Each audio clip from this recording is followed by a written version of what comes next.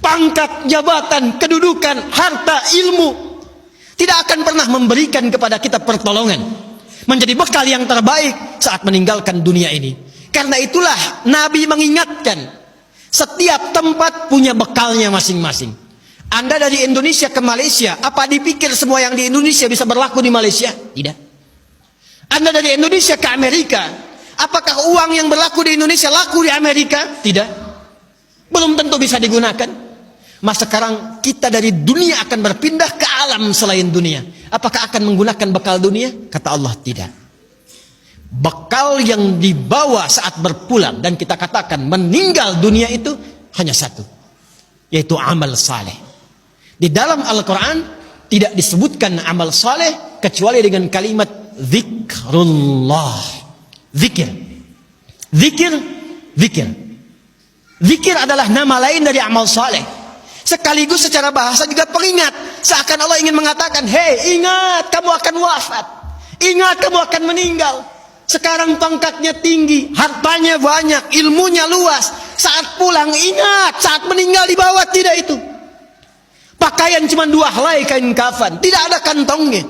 Dibawa ke alam kubur, dunia tidak ada yang ikut. Zikir, ingat. Eling, ingat, kata Allah.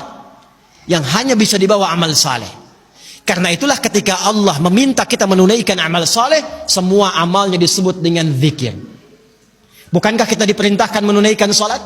Salat dalam Al-Quran disebut dengan zikir. Quran surah ke-20 Taha di ayat ke-14. Innani anallahu la ilaha illa ana fa'budni wa aqimis salata li dzikri. Baca Quran, Quran disebut dengan zikir. Quran surah Al-Hijr di ayat yang ke-9. Inna nahnu nazzalna dzikra wa inna lahu lahafizun. Menghafal Quran disebut dengan zikir. Disebutkan 4 kali di surah Al-Qamar ayat 17, ayat 22, ayat 32, ayat 40. Walaqad yassarnal Qur'ana lidzikri fahal mim muddakir. Doa itu amal saleh disebut dengan zikir. Quran surah ke-7 Al-A'raf ayat 205. Udzkur rabbaka fi nafsika tadarruan wa khifatan wa dunal jahri minal qaul. Anda setelah salat mengucapkan subhanallah, alhamdulillah, Allahu akbar, itu zikir. Quran surah ke-4 An-Nisa ayat 103. Fa idza qadaytumus salata fadhkurullah. Maka kata Allah, ingat, kalau sudah sampai akhir pekan itu, yang dihitung jangan cuma dunianya. Berapa ya harta yang dikumpulkan selama kerja ini? Di pasar berapa keuntungan yang diraih? Di kantor berapa omset yang didapatkan? Berapa pangkat yang sudah diletakkan di pundak itu? Berapa ilmu yang sudah diraih? Kata Allah, ingat, saat meninggal apa bekal zikir yang telah kamu siapkan?